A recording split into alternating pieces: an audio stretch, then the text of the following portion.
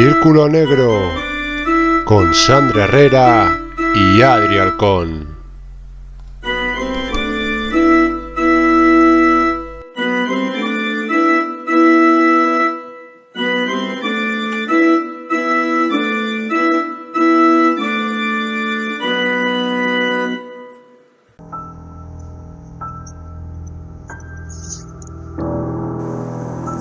Para Tony y Evelyn, la luna de miel en la costa española iba a resultar cuanto menos aterradora. Una experiencia atroz en una isla donde nada es lo que parece. Una película donde el terror tiene una cara muy apropiada. ¿Quién puede matar a un niño? Bienvenidos a nuestro Círculo Negro. Buenas noches, Sandra. Buenas noches, Adrián. Peliculón que traemos para empezar este Círculo Negro, al que siempre decimos que entran todos son bienvenidos, porque se va haciendo más grande cada vez. La verdad es que sí, No nos podemos quejar. Y además en una época donde ya se acaba el confinamiento y cada vez las buenas noticias van aflorando. Sí, desde luego. Y hoy traemos un programa muy intenso que no está cargado precisamente de buenas noticias, pero yo creo que a nuestros espectadores les va a gustar. Así somos nosotros. Así Estamos somos aquí para decir, oye, que no todo está tan bien, que han pasado cosas raras y malas. Pues nada, pues antes de empezar, como siempre, vamos a recordar nuestras redes sociales. Ya sabéis que nos podéis seguir en Twitter como el Círculo_Negro, en Instagram como @negrocírculo, y bueno, luego estamos en YouTube, estamos en iVoox y estamos ahora en Spotify también, como Círculo Negro. Ahí. Así que si os queréis... Cierto. Suscribir. Aparte de todo eso, en las redes sociales también nuestro correo es círculo_negro@hotmail.com, porque estamos preparando programitas para que nos contéis vuestras experiencias paranormales o ese tipo de cosas, para que nos las mandéis y las saquemos en el programa. Y por si queréis salir también con nosotros o colaborar, por supuesto, porque aquí puede participar todo el mundo, porque cada experiencia pues cuenta un poquito más. Y adentrándonos en la película, a mí me sorprendió mucho esta película. Tenemos que alertar porque vamos a hablar de la película y vamos a hacer spoilers y todo eso, así que si queréis ver la película antes y luego escuchar el programa, pues vamos a estar aquí esperando a que la veáis. Efectivamente. Caras angelicales, rostros bondadosos, ojos tiernos y sonrisas encantadoras. Estos serán los protagonistas de este Círculo Negro, en el que nos adentraremos en el lado más cruel de los niños, donde nada es lo que parece. Donde dulces angelitos serán los autores de crueles crímenes y atrocidades macabras. Dicen que los niños son el rostro de la inocencia, pero ¿será siempre así? Pues probablemente no, porque en esta película y en algunas otras, que también las hay, aunque esta es bastante especial, es un clásico español, vamos a remarcarlo, que Narciso Ibáñez Serrador es su director, el de Historias para no dormir, y la película es de 1976 y trata en una isla. Tenemos que destacar también que al principio de la película nos ponen en situación porque aparecen varias fotografías reales de niños maltratados por adultos, que en las guerras luego hay mucha hambre y al final los que sufren son siempre los niños. También hay fotografías que aparecen en un documental que al principio de la película, esto hay que remarcarlo, Tom y Evelyn, que son los protagonistas, Evelyn está embarazada y es un documental que están viendo ellos en la televisión. O sea, podemos empezar con que la película tiene ese comienzo. Luego, una luna de miel de dos personas que han tenido hijos y no han podido disfrutarla, viajan a Benavís, que es una ciudad ficticia que está en la costa mediterránea, y quieren navegar en un barco a una isla que se llama Almanzora para pasar unos días de vacaciones, donde Tom había veraneado cuando era pequeño. Sin embargo, cuando llegan a Almanzora, pues empiezan a notar que todo está muy raro, que no hay nadie prácticamente, que todo está abandonado y que solamente hay niños, no hay ningún tipo de adultos. Y por otra parte, estos turistas que no han tenido la ocasión de leer las noticias que habían llegado a la costa acerca de varios cadáveres que estaban llegando al continente arrastrados por el agua. Es decir, que en la playa pues se van encontrando cadáveres, pero no encuentran ningún tipo de explicación, aunque es verdad que los cadáveres han sido asesinados por arma blanca, por ejemplo. Sí, efectivamente. Entonces, bueno, pues esta pareja comienza a encontrarse con escenas de adultos muertos que, bueno, si ven la película verán que algunas son bastante fuertes. Y bueno, pues parece lo que habíamos dicho, que todos los adultos pues habían desaparecido de la isla. Pero en realidad lo que ocurrió es que los niños habían comenzado a practicar un juego macabro y letal. Y un superviviente que se encuentran, Tom y Evelyn, les dice en un momento de la película: parecía como si jugasen, pero llevaban cuchillos y palos. O sea, algo realmente aterrador. Los protagonistas, bueno, pues no tardarán mucho en descubrir pues todo el horror que se encuentra en ese paisaje paradisíaco. Y dos secuencias resumen muy bien esta situación. Aunque los niños la perciben en todo momento como un juego, la primera presenta a los niños jugando a la piñata con el cadáver de un anciano y una guadaña, que ya es muy fuerte de por sí. Luego la segunda muestra cómo los niños pues pierden su inocencia al mirar a los ojos de alguno de los malditos. Es decir, un niño normal, por así decirlo, mira a uno de estos niños y ya automáticamente se transforma en uno de estos niños, que esta parte es importante por lo que viene al final de la película. Y bueno, pues este hombre que comentábamos antes, que se encuentra Anthony y Evelyn unos días antes, todos los niños habían contraído una especie de locura colectiva y se habían dedicado a asesinar a todos los adultos del pueblo, mientras estos fueron incapaces de hacer nada, ya que, como bien dice el pescador, este señor, ¿quién puede matar a un niño? ¿Verdad, Adri? Claro, porque se da la tesitura, ¿no?, de que ese rostro angelical de inocencia pues se vuelve violento y acaba con tu vida, porque no es solo un niño, son muchos. Entonces no hay un adulto que sea capaz de reaccionar ante esta locura que se ha introducido dentro de todos estos niños. También se da a entender que la larga lista de atrocidades y horrores provocados por estos combates y la apatía de los adultos ha provocado que los niños de la isla pues se tomen el asunto por sus propios métodos o sus propias manos. Además, se muestra también que los niños normales cambian como el resto de la isla simplemente haciendo contacto visual con ellos, o sea que tienen una especie de poder sobre ellos para ejercer esa voluntad.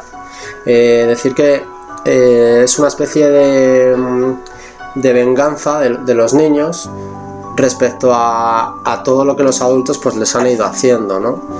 Los niños son siempre muy inocentes ante todas las atrocidades de los adultos, y aquí se gira un poquito, ¿no? Se da la vuelta a todo eso y los niños son los verdaderos protagonistas por ello. Entonces, ¿qué pasa? Va avanzando la película y nuestros protagonistas quedan atrapados en una habitación donde Tom dispara a uno de los niños. Ahí, la verdad que cuando vemos esa escena pues nos quedamos un poquito sobrecogidos, ¿no? Porque seguimos viendo a niños, no seguimos viendo a niños, a asesinos, seguimos viendo a niños. Luego también una de las escenas más escalofriantes de esta película, contábamos que Evelyn estaba embarazada y había sido asesinada también cuando su hijo se decide unir a esos niños también, ¿no? Entonces desde dentro, es una escena súper atroz, desde dentro el niño consigue matar a la madre. Entonces se queda solo dentro de la isla y al final también entra en locura, yo creo, y finalmente dispara con una metralleta a un grupo de niños mientras trata de escapar de la isla. Pero los niños le van siguiendo porque hay muchos y le atacan en masa mientras intenta desarmar un bote. Este ya es el final de la película. Mientras se está luchando contra todos esos niños, llega un bote patrullero de la policía y el equipo cree que Tom está matando a niños porque sí, a sangre fría, porque está loco, así que un oficial le dice que se quede quieto, y cuando este no lo hace, el oficial dispara a Tom y ya lo mata. Así que los muelles del barco patrulla y los oficiales comienzan a atender a los niños heridos, y el oficial que dispara a Tom se pregunta que qué tipo de hombre puede hacer esto. Y cuando les pregunta dónde están sus padres, los niños apuntan hacia la ciudad y los tres oficiales pues comienzan a irse, dejando su bote y sus armas sin asegurar. Así que el oficial es detenido por un niño que le dice adiós, y se vuelve para ver que los niños abordan el bote patrullero y ya están descargando su inventario de armas pequeñas. Y ya definitivamente pues uno de los niños mata a tres oficiales con un rifle. Y poco más le queda a la película. Sí, eso es. Luego ya la película termina pues con un pequeño grupo de niños que se preparan para dirigirse a la España continental en una lancha a motor, teniendo cuidado de ir con números bajos para evitar sospechas. Claro, van de poco a poco. Cuando una niña pregunta, ¿crees que los otros niños comenzarán a jugar con nosotros? Pues el chico, que va a cargo de todo, sonríe y dice, oh sí, hay muchos niños en el mundo, muchos de ellos. Y este sería el argumento de la película. ¿Quién puede matar a un niño? Además, es una metáfora de nuestro futuro, pero también una alegoría de nuestra sociedad, cuya lectura moral resulta bastante clara. Los niños tienen razones sobradas para rebelarse contra los adultos, y aquí Serrador en esta película ha conseguido bordar una ficción de terror psicológico que proyecta sobre este mundo de Almanzora los propios temores de la pareja protagonista. Después de más de 35 años, la atmósfera de esa pequeña isla sigue siendo tan claustrofóbica como entonces, y por desgracia, los niños siguen siendo las principales víctimas de la violencia estructural. Quizás algún día se decidan a jugar. Y jugar con nosotros los adultos. Pero analizando un poquito más esta película, aparte de ser una película muy innovadora en su época, todavía lo podría resultar, porque no hay muchas películas de este estilo que tengan esa protesta también. A mí me llamó mucho la atención que sea una película, aparte de violenta, porque es un poco violenta, también me llamó mucho la atención que dentro de todo el terror que pueda haber en este tipo de películas, el hecho de que sea una película a la luz del día, que no juegue la noche, que no juegue la lluvia, que haya solo niños, pues hace que el terror sea todavía más profundo. Yo cuando vi esta película, no sé si tendría 10 años o 12, era muy jovencito, me quedé blanco cuando la vi. Decir, joder, y pocas películas te marcan tanto como puede hacer Ibáñez Serrador en esta película. Y da la sensación de que podría haber hecho más películas de este estilo, incluso una segunda parte o algo más, pero bueno, como lo que quiere hacer es método de protesta o modo de protesta de todo esto, pues queda claro con solo una película.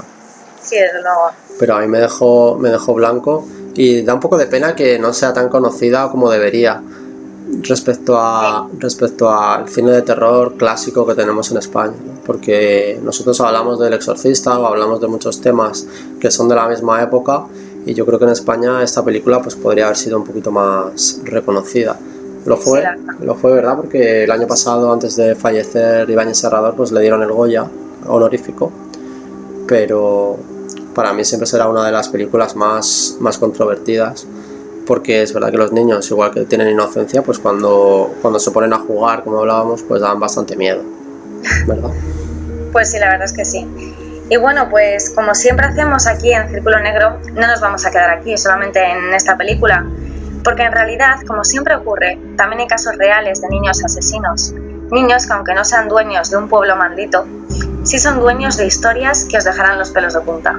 Pues sí, y el primer caso que vamos a traer es una niña de tan solo 11 años y que fue capaz de asesinar a 2 niños pequeños. Pero tiene una historia bastante particular, porque hablamos de algo aterrador. Nos vamos a ir a Inglaterra, los años 60, ¿vale?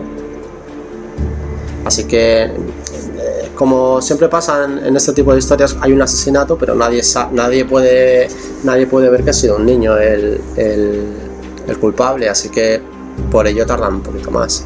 En 1968, el pequeño Martin Brown aparece estrangulado en una casa abandonada de Newcastle, y nadie, ni siquiera la policía británica, puede imaginar que la vecina de 11 años, Maribel, nuestra protagonista, era la asesina. ¿Y qué tuvo que pasar? Pues que la niña volvió a matar a otro menor de una forma todavía más horrible, y claro, ahí ya todas las pruebas pues fueron hacia Maribel. Pero podemos enfocar un poquito la historia de Maribel antes de que todo esto pasase y hablar un poquito de su biografía. Sí, esta niña nació en 1957 en la zona más pobre de Newcastle, con su adolescente madre, Betty Bell, quien maltrató a Mary desde que nació y la obligaba a prostituirse desde los 5 años. Incluso algunos familiares aseguraban que Betty intentaba matar a la niña siendo un bebé con caídas supuestamente accidentales. Ni que decir tiene que la prensa inglesa narró todos los escabrosos detalles de estos maltratos de una madre que, entre otras cosas, era prostituta, alcohólica y drogadicta. Mary, de rostro angelical, aunque con rasgos andróginos y cierta dureza en la mirada, correspondió a esta infancia truculenta, torturando ella a perros y gatos por el barrio. Ya empezamos, perdón que te corte, Sí. para que una niña inocente, con una cara angelical, como decías, tenga estos problemas, pues ya tiene que tener una infancia bastante traumática. Es decir, los niños son siempre buenos hasta que se van haciendo malos. ¿Qué pasa? Que con una infancia así pues es difícil ser buena. ¿Cuál es el primer apunte que podemos indicar para que un niño pueda ser un psicópata? El que acabas de decir, que torture a perros y gatos, porque los animales son siempre los primeros que pueden sufrir, animales grandes, entendemos como perros y gatos. Sí, al final siempre es un rasgo a destacar de este tipo de comportamientos, ¿no? Que ocurren más tarde. Y bueno, pues al poco tiempo, cansada de maltratar a estos pequeños animales, un día antes de cumplir los 11 años, esta niña decidió decidió que hacer daño a los animales no le satisfacía del todo. Y aquí es cuando volvemos a Martin Brown, que era un vecino rubio de Mary, y apareció en una casa cercana con sangre y saliva en el rostro. Su familia creyó que su muerte se debió a un accidente, sin más, y así se reflejaba incluso en la prensa, es lo que habían dicho, que había sido un accidente. Teoría que cambió cuando en la autopsia los datos reflejaban que Martin había sido asfixiado y más tarde golpeado con un objeto contundente.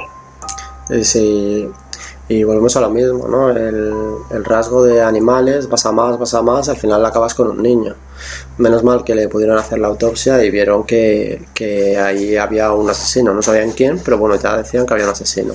Pero es verdad que no todo queda ahí, que antes de la muerte de Martin, una amiga de Mary, que se llamaba Norma, que tenía 13 años, decía que había paseado por el barrio dando muestras de violencia contra otros niños más pequeños, son siempre más pequeños, y 3 niñas de la escuela también decían que Mary las había intentado ahorcar, principalmente a una de ellas. Pero nadie pensaba en Mary cuando encontraron a Martin, porque claro, una cosa es que quieras pegar a alguien o hacerle cualquier cosa y otra que lo mates de verdad. Tampoco había pruebas que la incriminaran, nadie lo había visto. Y ese hambre psicópata fue clave para detenerla, porque si hubiese mantenido en calma, pues nadie habría sabido quién habría matado al pequeño Martin. Decir que a los pocos días de la muerte de este niño, Maribel y Norma entraron en una guardería para destrozar el lugar y dejaron una nota donde hacía referencia a la muerte de Brown. Yo asesiné, así que tal vez vuelva. Eso escribía Mary con una caligrafía bastante perturbadora. Así las cosas, pues la policía lo consideró más una broma, ¿no?, de mal gusto que algo relacionado realmente con la muerte de Martin. La niña era conocedora en su pueblo por un carácter bastante trastornado y debido a ese trastorno pues nadie la creía, o sea, no lo daban veracidad. Así que la tía del propio Martin podría recordar más adelante cómo las 2 niñas visitaron a la madre, tocaron la puerta y pidieron ver al menor. La señora les dijo que no porque estaba muerto, así que Mary contestó: ya sé que está muerto, yo lo quería ver en el ataúd. O sea, Madre mía, ¿eh? Es una niña totalmente macabra, ¿no? Pero yo les entiendo, porque tú les escuchas y dices, joder, ¿cómo va a matar esta niña a otro niño, verdad? Claro, es que a quién se le ocurre pensar eso, vamos. Claro, no entra en la cabeza, a pesar de que ella prácticamente te lo está diciendo. Claro. Y eso es, bueno, pues... Sí, totalmente. Luego, pues junto a esta amiga, Maribel asesinó y mutiló varios meses después a un niño de 3 años llamado Brian Howe, cuyo cuerpo sin vida fue descubierto cerca de su casa en un descampado. Mary estranguló a este niño, pero además esta vez marcó en su abdomen la letra M, que bueno, al parecer originalmente fue una N, suponemos que de Norma, a modo de firma. Y según una investigación posterior, el comportamiento psicópata de su amiga incluso aterró a Norma, quien aseguró que la niña empleó una navaja para marcar al menor de edad y acuchillarle las piernas. Pero no solamente eso, con unas tijeras mutiló parcialmente los genitales del bebé y le cortó varios mechones de pelo. Aquí Norma pues le pidió que parara y esta niña, al no hacer caso, pues salió corriendo del lugar sin presenciar más detalles. Pero con todo, mantuvo la boca cerrada sobre los crímenes de Mary, que anotó en su diario para justificar el asesinato. Brian no tiene madre, así que nadie lo extrañará. Claro, y como todo asesino en serie, pues a Mary le perdió el afán de notoriedad, ¿no? Esa fama, porque los psicópatas tienen eso, no solo quieren asesinar, sino quieren jugar con todo lo que está pasando para que les descubran. Eso es lo que dicen muchos psicólogos. ¿Y por qué? Porque quiere que sus asesinatos no queden en el olvido, que sea algo prácticamente famoso o muy conocido. Así que los familiares de Brian pues advirtieron a la policía de que ambas niñas habían estado molestando a su hijo en los días previos a que éste apareciera muerto, y desde entonces pues Mary no había dejado de preguntarles si extrañaban al menor. Son preguntas bastante extrañas de una niña. Y ya cuando desapareció el 31 de julio, pues Mary sugirió a un familiar de Brian que tal vez deberían buscarle cerca de los escombros. Así que ya era una actitud tan sospechosa, pues que los investigadores interrogaron a ambas niñas. Así que durante los interrogatorios, pues Mary se la veía muy evasiva, muy fría, y Norma pues con una sonrisa nerviosa daba respuestas vagas e incluso cambiaba la versión, y ya hicieron sospechar demasiado. Mary intentó arrojar sospechas sobre un niño inocente de una manera bastante astuta, porque la verdad que era muy lista, pero tuvo un fallo y afirmó que había visto a Brian jugar en otras ocasiones con unas tijeras. ¿Qué pasa? Que nadie había dicho que las tijeras habían sido claves en este asesinato, así que ya les hizo ver a la policía lo que estaba pasando, así que la policía les presionó y ambas amigas se acusaron mutuamente de ser las autoras de ese asesinato.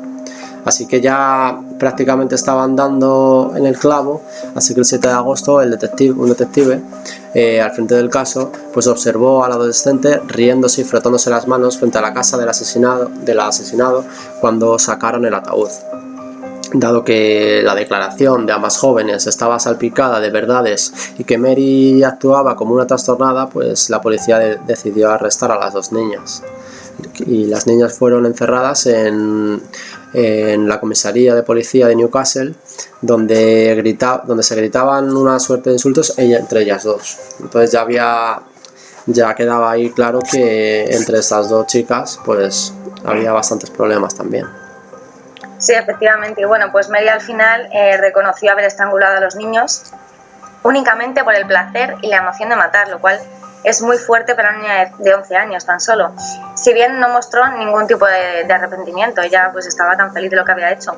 La joven de rostro angelical, como decíamos, exhibía un caso claro de psicopatía, según se apreció en el análisis psicológico, algo que no nos extraña, por supuesto, y se mantuvo impasible y fría durante el juicio, en el que se le encontró culpable, lógicamente, y fue condenada a cadena perpetua. Pero su amiga, sin embargo, pues fue absuelta, porque el jurado consideró a Mary la personalidad dominante a pesar de la diferencia de edad, porque como habíamos dicho antes, Norma tenía 13 años, era un poco más mayor. Y bueno, pues nada, se mantuvo impasible y fría durante el juicio, en el que se la encontró culpable, como hemos dicho, y fue condenada pues eso, a cadena perpetua. Sí, y ya cuando todo esto pasa y cuando todo acaba, pues cuando ves cómo era realmente la niña, porque en mi opinión la niña juega con esa ventaja, ¿no?, de ser una niña y de que nadie la va a juzgar por el simple hecho de ser una niña. Entonces prácticamente se tiene que delatar ella para que la culpen. Podría haber sido más astuta, pero yo creo que al final todos los psicópatas lo que quieren es eso, que las pillen, y hacen cada vez más por ello. ¿Cuál es la declaración del juez, que describía a Mary como un peligro para la sociedad? Decía que era un riesgo muy grave para otros niños si no se la vigilaba de cerca, y tras lo cual pues determinaron que tenía que ingresar en un centro educativo. La adolescente, como su madre y como su abuela, estalló en lágrimas al escuchar el veredicto, pero sin embargo, como ellas, que vendieron por entregas a la prensa inglesa los episodios de su perturbador hogar, pues Mary tampoco parecía empatizar con los familiares de las víctimas, se la veía demasiado fría. Así que llegó a afirmar durante su testimonio pues que le gustaba herir a los seres vivos, a los animales y a las personas que son más débiles que ella, y también a los que no se podían defender. Decir que en los años sucesivos la joven centró la atención médica, que en el estricto reformatorio su carácter pareció templarse un poquito, salvo cuando la visitaba su madre, pero entrada en la adolescencia pues fue trasladada a una prisión que removió su mala conducta. Decir que en septiembre del 77 Mary escapó brevemente de la prisión, y lo que la situó de nuevo en las portadas pues de todos los tablones.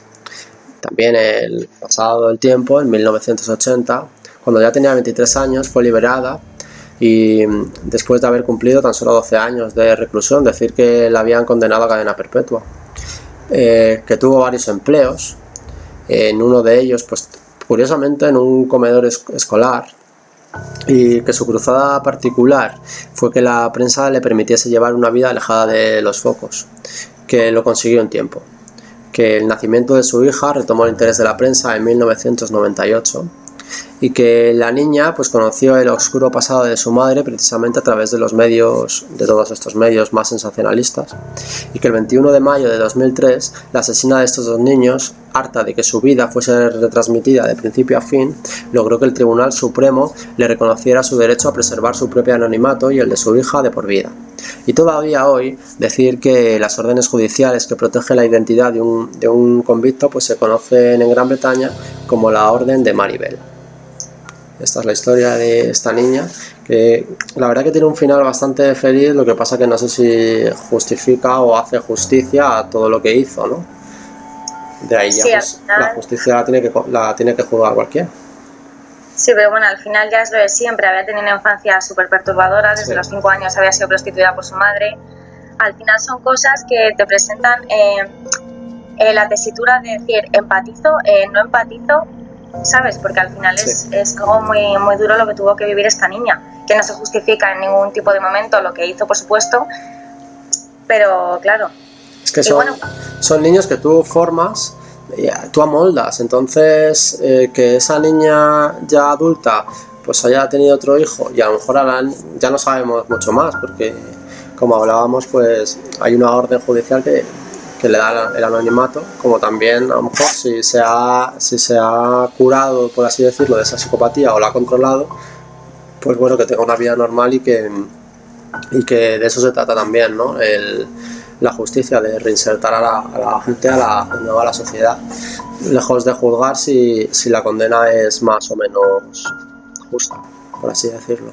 Tenemos más niños, ¿verdad? Sí, traemos también el caso de Eric Smith.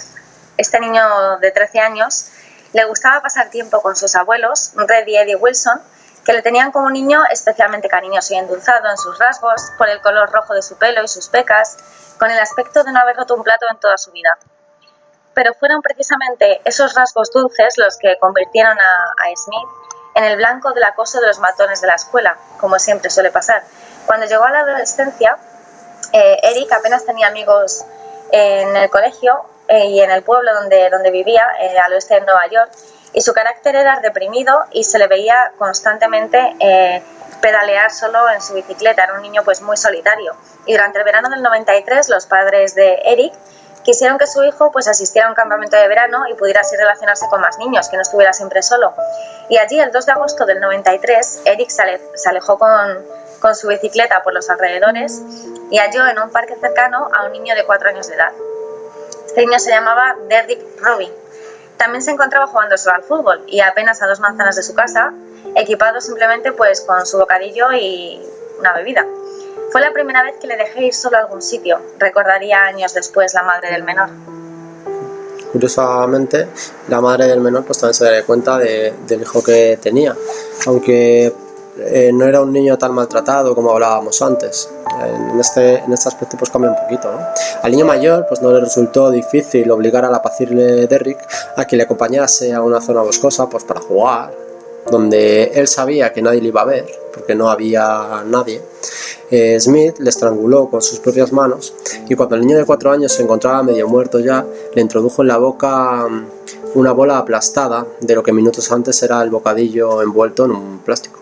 O sea, bastante macabro, ¿no? Todavía.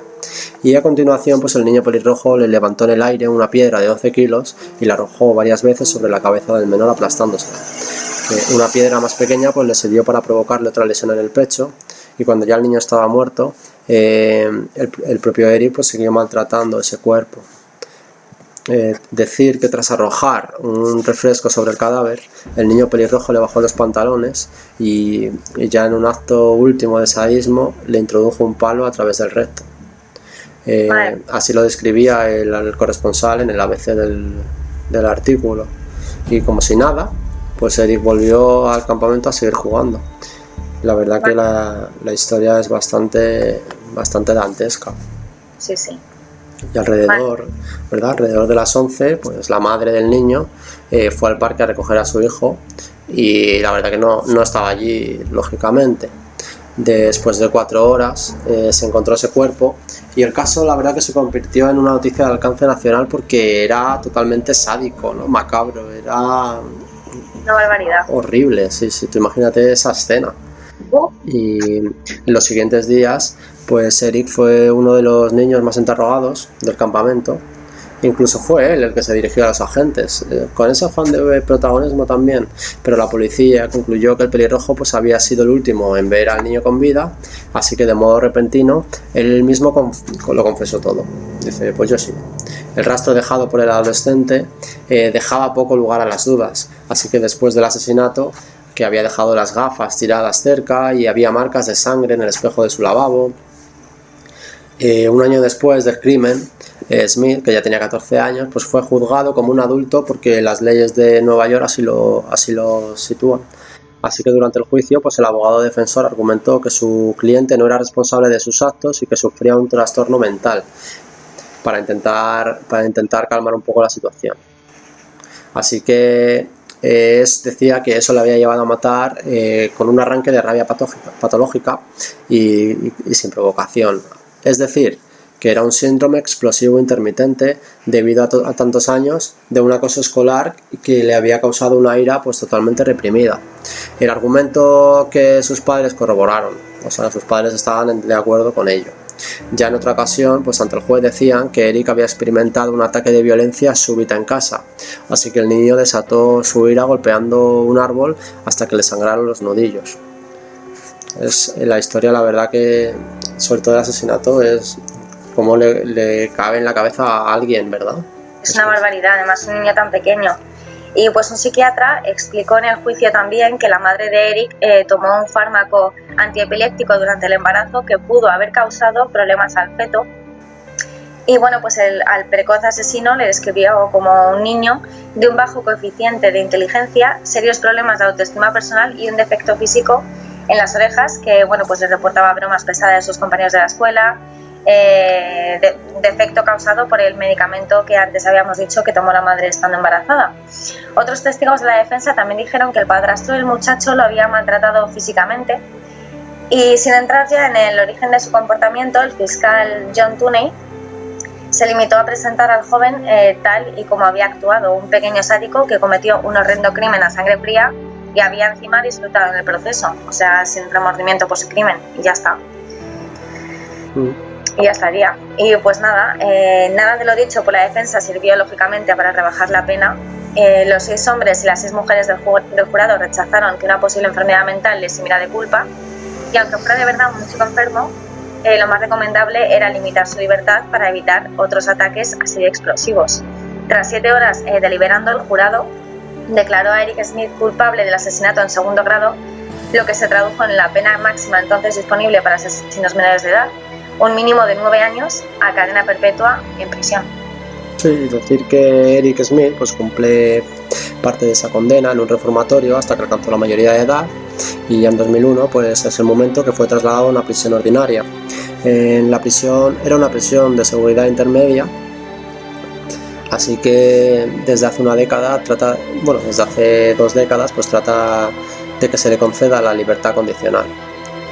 No se le ha concedido, y Eric pues la verdad que ha basado estos años su discurso en que la ira le había germinado en su interior, como decíamos antes, debido a ese acoso escolar. Pero decir que no todos los casos de niños asesinos pues ocurren en otros países. También en España tenemos un caso que no hace tanto que incluso gente joven pues se puede acordar, ¿no? Que es un caso que ocurrió en Murcia, en el año 2000, el asesino de la katana. José Ramadán Pardo. Este chaval era aficionado de las artes marciales, los juegos de rol, las armas blancas y internet, mucho internet. Ramadán planificó el crimen con varios días de antelación tras considerar que, pues sería positivo para su vida y la de su familia.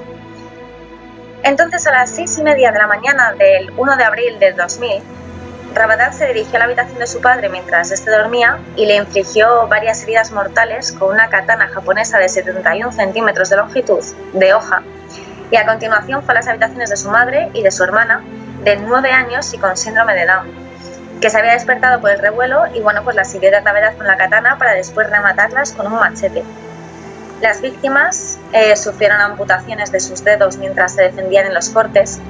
Consumados los asesinatos, puso bolsas en la cabeza de los cadáveres y los trasladó al cuarto de baño. Luego cogió el teléfono móvil y 15.000 pesetas y se marchó de la casa sobre las 7 de la mañana. Este chico fue detenido 2 días después en la estación del tren de Alicante. Tremendo, Adri, tremendo. Sí, yo recuerdo, porque teníamos 12 años, 13, ya nos acordamos de este asesinato, porque en España la verdad que fue muy sonado. Decir que hubo un rápido y polémico juicio que fue amparado por la ley del menor que estaba en España, que justo se había aprobado ese año, y Ramadán fue condenado a 6 años en un centro de menores y a otros 2 en régimen de libertad vigilada. Aquí no hablamos de cadenas perpetuas ni nada de eso, ¿no? Y ahora, curiosamente está rehabilitado y reside en Santander, está casado, tiene una hija y trabaja como un broker de bolsa.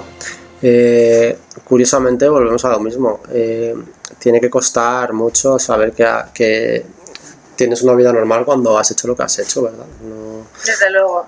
O sea, va a sonar muy mal, pero yo sinceramente me pongo en el lugar de su mujer y sí. Yo no, ya tranquila, Adri, yo no sé tú. No podría jugar con ningún tipo de arma ni nada, porque es que yo no sé si se bloquea, ¿no?, esa psicopatía o qué es lo que le pasará, pero joder, es que es muy duro, tiene que ser muy duro. Hay un documental sobre este tema en D-Max que se llama Yo fui un asesino, en el que el propio autor narra lo sucedido, ¿no? Intenta explicar por qué cometió aquel asesinato, que en su momento en la primera declaración argumentaba que quería ser libre, y aunque ahora reconoce que se estaba quemando por dentro, ahora argumenta que en un momento de su vida tomó un camino que no tenía que haber cogido nunca. Se refiere a las tendencias esotéricas, a su curiosidad por el satanismo, las ciencias ocultas y esos chats en los que fantaseaba con cometer ese crimen. Ahí fue cuando por primera vez pensó en matar a sus padres. Y lo imaginaba, decía que lo imaginaba, pero que no lo llevaría a cabo. Aunque jugaba con eso, siempre jugaba con ello, ¿no? Explicaba mirando a la cámara. Al final lo cometió, y cuando recuerda ese suceso lo hace como si se tratara de una película de sucesos paranormales. Dice que su hermana predijo el crimen un día antes y que él solo quería demostrarse que podía hacerlo, a modo de prueba o a modo de reto, pero que es algo que pasó cuando se encontró con la katana levantada delante de su padre, que decía también que no fui yo, que fue su cuerpo, pero él no, o sea, que su cuerpo se había despegado un poquito, ¿no? Y que se sorprendía y que solo quería volver a la cama para que no se viera. Pero claro, la espada se bajó y se bajó sola, decía Ramadán. A mí este caso me recuerda un poquito al de Amityville. Amityville, total, estaba pensando lo mismo, Adri. Sí, es un caso que dice, joder, el niño que mata a su familia se enajena. Lo que pasa es que la diferencia de Amityville y esta, aparte de que había más niños y tal, es que en este caso, mira, supuestamente el niño, el chico se ha recuperado de ello, ¿verdad? Sí, gracias a Dios. Sí, y es la reinserción en la cárcel. Yo no sé si es justa la cadena perpetua, si no es justa la pena de muerte. Y yo tampoco sé si los padres hoy en día estarían orgullosos de que su hijo tenga esa vida normal, o vete a saber que no es. Hombre, pues yo me imagino que sí, porque al fin y al cabo es tu hijo, ¿sabes? Pero pensar que tu hijo ha sido capaz de hacer eso, o sea, de matarte, ¿sabes? Sí, entraríamos en un tema tan de conflicto y tan polémico que abarcaría todo eso, ¿no? Es decir, que hay muchos más casos de asesinos y la verdad que nos cuesta decidir cuál de todos estos de jóvenes es más cruel o más sádico o más terrible, ¿no? También podemos plantear si la crueldad tiene distintos niveles cuando se refiere a matar a otro ser humano. Lo que está claro es que detrás de las sonrisas angelicales, de caritas dulces, de rostros bonitos, también se puede ocultar un asesino en potencia o puede ocultarse el mismísimo diablo. Digno de historias de Stephen King, como El visitante, que narra hechos macabros como los que acabamos de contar, es decir, que es una realidad y otra ficción, pero todo lo que contamos aquí es real, es terrorífico, es macabro, y volveremos en otro círculo negro, esperemos que un poquito más tranquilo y conciliador. Buenas noches a todos. Buenas noches a todos.